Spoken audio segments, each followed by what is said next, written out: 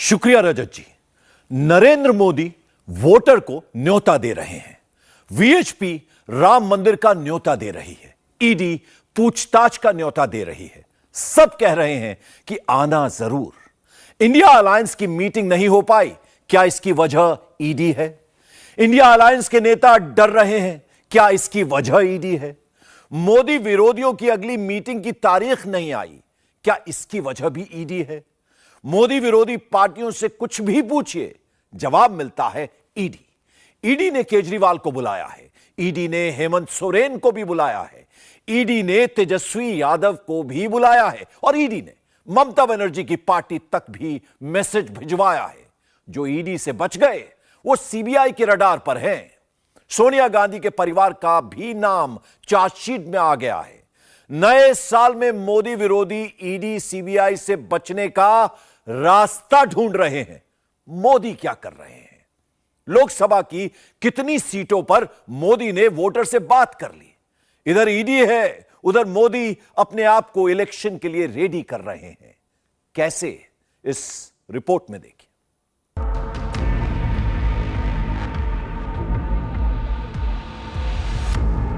2024 के तीसरे दिन नरेंद्र मोदी ने तीसरा डेस्टिनेशन कवर कर लिया। पहले तमिलनाडु, फिर लक्षद्वीप और अब केरल। मोदी वहां जा रहे हैं जहां बीजेपी जीरो है। विरोधी कहते हैं कि साउथ में मोदी 24 में भी जीरो ही रहेंगे। मोदी ने कुछ अलग सोच रखा है। प्रधानमंत्री यूं ही दौरे नहीं कर रहे, वो तमिलनाडु और केरल का रास्ता नाप कर नहीं आ रहे। मोदी हर चुनाव से पहले मॉड्यूल बनाते हैं। प्रधानमंत्री जहां कहीं भी जाते हैं पूरा असेसमेंट करके लौटते हैं। केरल के त्रिशूर में मोदी ने स्त्री शक्ति समागम किया। इसमें पुरुष नहीं बुलाए गए, सिर्फ महिलाएं बुलाई गईं।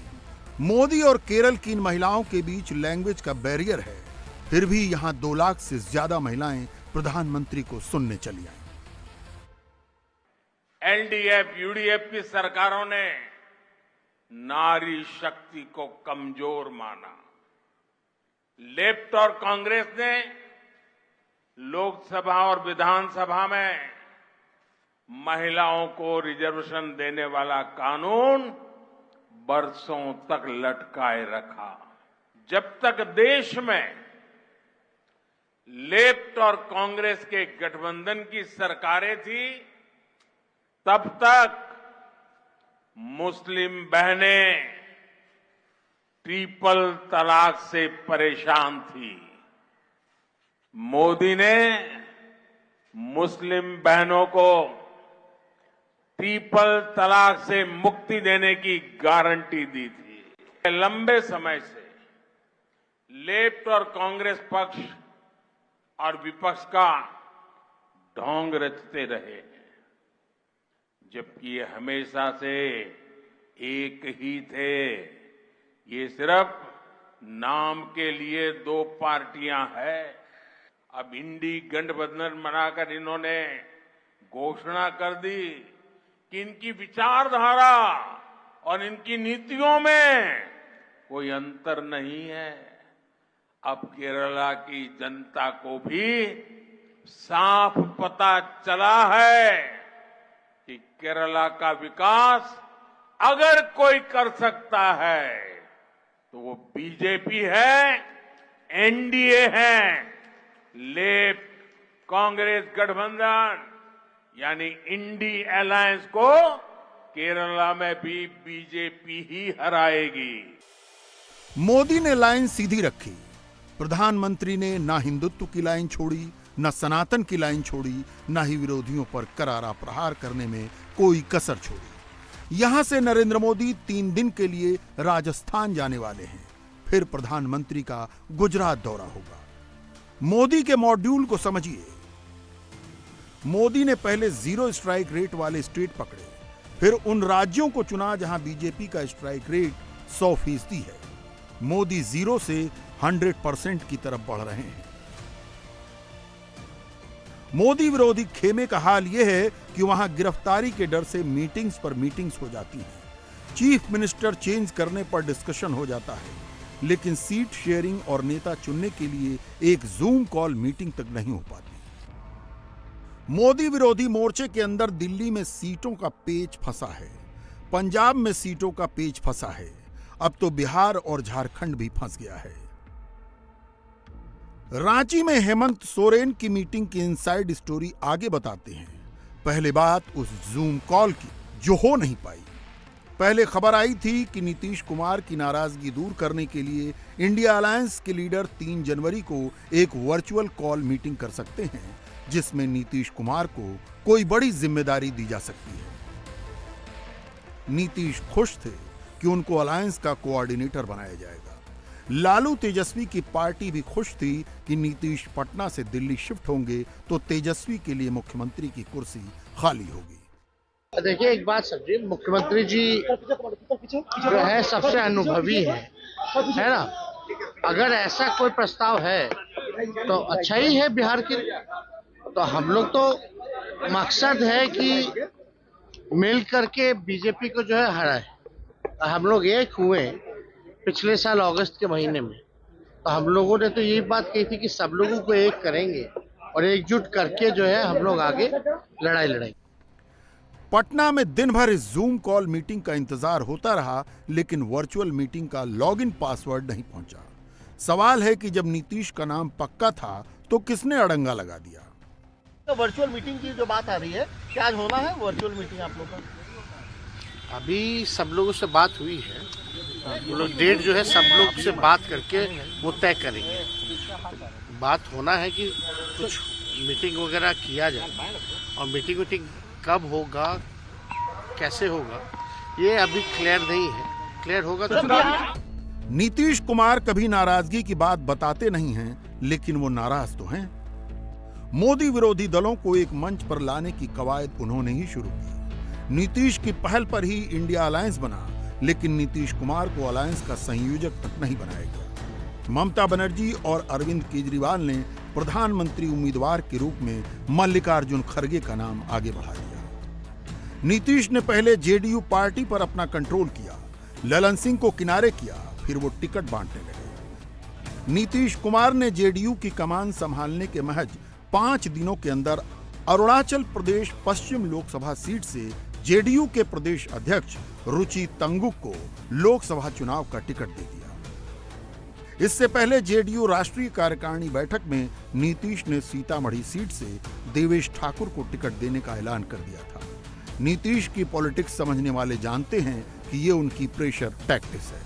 नीतीश कुमार इंडिया अलायंस के घटक दलों, खासकर कांग्रेस से कह रहे हैं कि सीटों का फैसला जल्दी करो, वरना पलटी मारने में देर नहीं लगेगी। इंडिया अलायंस के लीडर्स की जूम कॉल मीटिंग पर कोई खबर आती, उससे पहले ही खबर आ गई कि नीतीश कुमार और उद्धव ठाकरे के बीच फोन पर कुछ बात हुई। काँग्रेस शिवाय जे विरोधी पक्ष आहेत तिथं काही प्रमुख घटक आहेत, त्यांच्याशी हा संवाद साधण्याचा प्रयत्न आहे। कारण काँग्रेस अनेक गोष्टींमध्ये सध्या गुंतलेली आहे, त्यांची न्याय यात्रा चालू आहे, त्यांच्या इतर काही बैठका सुरू आहेत, पण त्यांच्यावरती फार भार न टाकता इंडिया आघाडीचे संघटन बनवण्याची जबाबदारी प्रत्येकाने घेतली पाहिजे, ही आमच्या सगळ्यांची भूमिका आहे। आणि या संदर्भात काल नितीश कुमार आणि उद्धवजींशी चर्चा झाली। शिवसेना प्रवक्ता और सांसद संजय राउत के शब्दों पर गौर कीजिए। कांग्रेस उलझी हुई है, वो न्याय यात्रा भी करने वाली है, इसलिए हम ही आपस में बात कर लेते हैं। इंडिया गठबंधन की यही सबसे बड़ी दिक्कत है, समय पर कोई फैसला ही नहीं हो पाता। दिल्ली वाली जूम कॉल मीटिंग नहीं हुई, लेकिन रांची में एक मीटिंग जरूर हुई। ईडी के साथ साथ समन को कचरे के डिब्बे में फेंक चुके मुख्यमंत्री हेमंत सोरेन को अब गिरफ्तारी का डर सता रहा है। रांची में ईडी का ताबड़तोड़ एक्शन चल रहा है। हेमंत सोरेन के करीबियों पर शिकंजा कस रहा है। सुबह सुबह हेमंत सोरेन के प्रेस सलाहकार अभिषेक प्रसाद और पिंटू के ठिकानों पर ईडी ने छापा मारा और शाम को मुख्यमंत्री की मीटिंग हुई। कुछ नहीं होगा गिरफ्तारी, हेमंत सोरेन मुख्यमंत्री रहेंगे। कोई नहीं, हेमंत सोरेन मुख्यमंत्री रहेंगे। सरकार चलेगी, पूरा कार्य जो है पूरा काल अपना जो ये है कार्यकाल पूरा करेगी, इसमें कोई संशय नहीं है, और हेमंत सोरेन मुख्यमंत्री बने रहेंगे। भाई बैठक में 43 विधायक थे, 43 विधायकों में बातें यही आई कि हेमंत जी आज भी मुख्यमंत्री हैं, आगे भी मुख्यमंत्री रहेंगे। 25 साल तक मुख्यमंत्री 25 साल तक मुख्यमंत्री हेमंत जी बने रहेंगे। भाभी जी सेफ है, हम लोग भाभी जी हम लोग को खाना खिलाएंगे, भाभी जी हम लोग को खाना खिलाएंगे।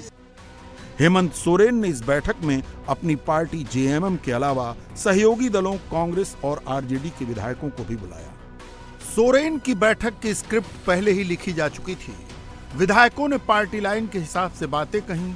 सोरेन अभी इस्तीफा नहीं देंगे। जेएमएम, कांग्रेस और आरजेडी विधायकों के 43 विधायकों ने जो कहा उसका सार यह है कि ईडी बीजेपी के इशारे पर विपक्ष को तंग कर रहा है। ईडी विपक्षी एकता को तोड़ने के लिए छापे मार रहा है। ईडी विपक्ष के बारे में नेगेटिव नैरेटिव बना रहा है और ईडी बीजेपी नेताओं के खिलाफ कोई कार्रवाई नहीं करती। निर्णय यही हुआ कि किसी को डरने की जरूरत नहीं है। जैसे सरकार चल रही थी वैसे ही चलेगी। सभी ने माननीय मुख्यमंत्री जी के बारे में कहा कि आप हमारे नेता थे, अभी हैं और आगे भी रहेंगे। 2024 में भी आप ही नेता रहेंगे और हम लोग साथ में मिलकर काम करेंगे। हेमंत सोरेन पर आरोप है कि उन्होंने अवैध रूप से खनन पट्टा हासिल किया। सोरेन ने पद का दुरुपयोग किया। सीएम के पास खनन पर्यावरण मंत्रालय था। 2021 में सोरेन को लगभग 1 एकड़ खदान का पट्टा मिला। 2022 में हंगामा होने पर जमीन वापस की। रांची से लेकर दिल्ली तक ये चर्चा गर्म है कि हेमंत सोरेन झारखंड में लालू यादव का बिहार मॉडल लागू कर सकते हैं। अगर ईडी ने हेमंत सोरेन को गिरफ्तार किया तो हेमंत सोरेन अपनी पत्नी कल्पना सोरेन को मुख्यमंत्री की गद्दी पर बिठा देंगे।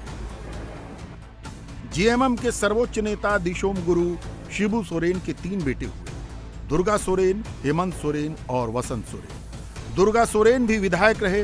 2009 में वो अपने बिस्तर पर मृत अवस्था में मिले थे। दुर्गा सोरेन की विधवा पत्नी सीता सोरेन दुमका की जामा सीट से विधायक हैं। हेमंत सोरेन के भाई Basant Soren JMM youth wing के हेड हैं और दुमका से विधायक हैं। सोरेन परिवार में नेताओं की कमी नहीं है।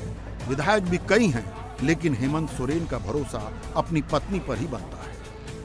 कल्पना सोरेन झारखंड की नहीं बल्कि ओडिशा की हैं और वो आदिवासी नहीं है। जेएमएम कार्डर में इसे लेकर असमंजस है। आदिवासी पहचान वाली पार्टी एक गैर आदिवासी को मुख्यमंत्री की कुर्सी पर कैसे बिठा देगी? यही वो परिवारवाद है जिसका जिक्र नरेंद्र मोदी बार बार करते हैं और लोकतंत्र को इस परिवारवाद से बचाने की सलाह मोदी अक्सर देते हैं। कैमरे के आगे पब्लिक पोस्चरिंग अलग चीज होती है, कैमरे के पीछे का डर अलग होता है। हेमंत सोरेन दोहरी मुसीबत में है। एक तरफ ईडी का शिकंजा कस रहा है, दूसरी तरफ उनकी विधायकी खत्म करने के बारे में चुनाव आयोग ने राज्यपाल के पास अपनी सिफारिश भेज रखी है। चुनाव आयोग का लिफाफा खुला तो सोरेन के पास गिरफ्तारी से बचने वाली इम्यूनिटी भी खत्म हो जाएगी। बैकअप प्लान के तहत ही गांडेय विधानसभा सीट से जेएमएम के विधायक सरफराज अहमद का इस्तीफा दिलाया गया, ताकि अगर हेमंत सोरेन की गिरफ्तारी होने पर कल्पना सोरेन वहां से चुनाव लड़ सके। गांडेय आदिवासी सुरक्षित सीट नहीं है, यह जनरल सीट है जहां 23% मुसलमान वोटर हैं। झारखंड में ईडी का एक्शन सीआरपीएफ की 5 कंपनियों की टाइट सिक्योरिटी में चल रहा है। ईडी से जितना डर सोरेन को लग रहा है उतना ही डर कांग्रेस को सता रहा है। डर ये कि अगर हेमंत सोरेन की कुर्सी गई तो कांग्रेस भी झारखंड में सड़क पर आ जाएगी। हेमंत सोरेन लगातार कह रहे हैं कि अगर कोई सवाल है तो हमको लिख के भेजिए, मैं उसका जवाब दूं। उन्होंने पहले कहा कि क्या हमको अक्यूज की तरह बुलाए जा रहे हैं या आप सहयोगी की तरह बुला रहे हैं। तो ये सब चीजें अगर है, एक चीफ मिनिस्टर जिसने पब्लिकली कह दिया है कि हमसे कहा जा रहा है कि हमारे साथ आ जाओ नहीं तो तुमको जेल जाना होगा, तो ये पॉलिटिकल आज ईडी का बिहेवियर है, इसमें कहीं रोक नहीं है। अगर इनके पास वही है कि उसी से डराएंगे लोगों को, तो हेमंत जंगल पहाड़ का बेटा है, शिबू सोरेन का बेटा है, मुझे नहीं लगता है कि वो बो डाउन करेगा इनके साथ। गिरफ्तारी का खतरा एक और मुख्यमंत्री के सिर पर मंडरा रहा है। दिल्ली के मुख्यमंत्री अरविंद केजरीवाल तीसरी बार ईडी के सामने पेश नहीं हुए। आम आदमी पार्टी के पूर्व डिप्टी सीएम मनीष सिसोदिया 11 महीने से जेल में हैं। आम आदमी पार्टी के राज्यसभा सांसद संजय सिंह 3 महीने से जेल में हैं। अब ईडी केजरीवाल को पूछताछ के लिए बुला रही है। केजरीवाल को ईडी का पहला समन 2 नवंबर को मिला। केजरीवाल पेश नहीं हुए। उन्होंने चुनाव प्रचार का बहाना बनाया। ईडी का दूसरा समन 21 दिसंबर को मिला। केजरीवाल फिर पेश नहीं हुए। उन्होंने विपश्यना शिविर में जाने का बहाना बनाया। केजरीवाल को ईडी का तीसरा समन 3 जनवरी को मिला। केजरीवाल ने चिट्ठी लिखकर जवाब भिजवा दिया। तीसरी बार भी पेश नहीं हुए। आम आदमी पार्टी का कहना है कि ईडी का नोटिस गैर कानूनी है। ईडी केजरीवाल को गिरफ्तार करना चाहती है और केजरीवाल को चुनाव प्रचार से रोकने के लिए सारा खेल किया जा रहा है। अरविंद केजरीवाल जी ने जो चिट्ठियां ईडी को लिखी हैं, उसमें बार बार कहा है कि सबसे पहले आप हमें ये बताइए आप हमें किस तौर पे बुला रहे हैं। अभी तक ईडी का कोई जवाब नहीं आया। दूसरी बात, उन्होंने ईडी को यह स्पष्ट तौर पे कहा है कि अगर आपके कोई भी सवाल हैं तो आप वो सवाल एक क्वेश्चनायर के फॉर्म में हमें भेज दीजिए, हम आपके सारे सवालों का जवाब दे देंगे। लेकिन आज तक ईडी ने एक भी क्वेश्चनायर अरविंद केजरीवाल जी को नहीं भेजा है। तो इसलिए यह बिल्कुल साफ है कि जो ईडी ये समन भेज रही है वो ना सिर्फ गैर कानूनी है, वो 100% राजनीति से प्रेरित है और विपक्ष को खत्म करने की एक साजिश है। ये जो अरविंद केजरीवाल जी को गिरफ्तार करने की साजिश है, ये सिर्फ और सिर्फ आने वाले लोकसभा चुनाव की वजह से है। सवाल है कि ईडी के सामने ऑप्शंस क्या हैं। पहला ऑप्शन घर जाकर पूछताछ करने का, दूसरा ऑप्शन वारंट निकालने का और तीसरा ऑप्शन गिरफ्तारी का है। लोकसभा चुनाव से ठीक पहले विपक्षी पार्टियों के मुख्यमंत्रियों की गिरफ्तारी से सही मैसेज नहीं जाएगा। दूसरे शब्दों में कहें तो ये पॉलिटिकली इनकरेक्ट डिसीजन होगा। सही बात है, ऐसा होगा। मोदी विरोधियों के पास नेगेटिव नैरेटिव क्रिएट करने का पूरा मौका होगा। लेकिन नरेंद्र मोदी सरकार के कामकाज के तरीके को गौर से देखने पर पता चलता है कि मोदी सरकार ऐसे फैसले लेने से डरती नहीं है। जांच एजेंसियों को फ्री हैंड दिया गया है, इसीलिए तो ताबड़तोड़ एक्शन होता है। हेमंत सोरेन की जेएमएम इंडिया अलायंस का घटक दल है। केजरीवाल की आम आदमी पार्टी भी इंडिया अलायंस में है। लेकिन दोनों नेताओं के बारे में कांग्रेस का अप्रोच बिल्कुल अलग है।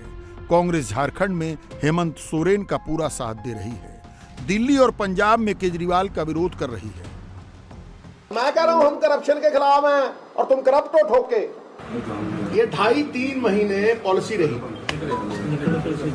और 2.5-3 महीने में इस पॉलिसी को विड्रॉ करना पड़ा। जब ये पॉलिसी विड्रॉ होती है तो उसी से साफ हो जाता है कि दाल में काला। इससे क्या समझ में आता है? सिंपल सी स्टोरी यह है कि मोदी से लड़ने के लिए एक अलायंस बन तो गया, लेकिन वो अलायंस बस नाम का है। सीट शेयरिंग बहुत दूर की कौड़ी है। कागज पर सीटों का ट्रांसफर हो भी गया तो वोटों का ट्रांसफर मुमकिन नहीं है।